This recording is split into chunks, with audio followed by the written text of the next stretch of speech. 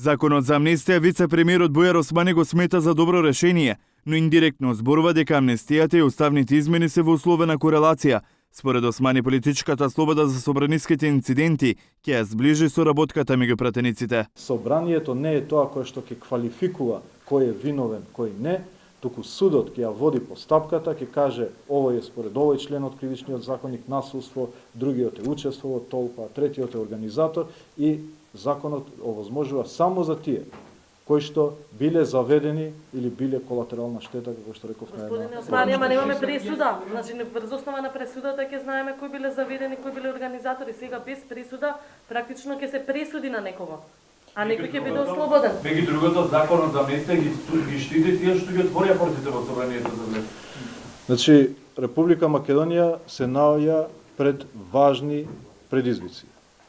Има потреба повеќе од било когаш да се создаде амбиент за комуникација, за координација, за соработка помеѓу различните политички партии и групи. Османи за лидерот на Дуеле Ахмети, од каде и тој доаѓа, објаснува дека имал клучна улога во уставните амандмани. И тоа во секојдневна основа. И он беше жив сведок како овој процес кој што оди по раб секој ден се крши.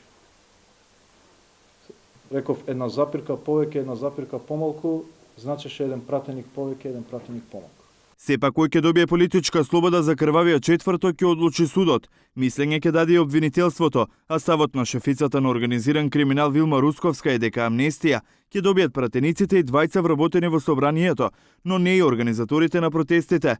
Адвокатите на организаторите за заедничка Македонија со поинаков став. Богдан Илиевски, Игор Дурловски, Владо Јовановски и Борис Дамовски според нив треба да бидат ослободени од обвинение. Уште 2 дена рок имаат опфатените за собраниските инциденти да бараат амнестија. Дека ќе се потпрат на политичката слобода најавија дел од обвинетите, но сите нема да бараат помилување. Правниците законот за амнестија го оценија како селективен, бидејќи не ги опфаќа сите.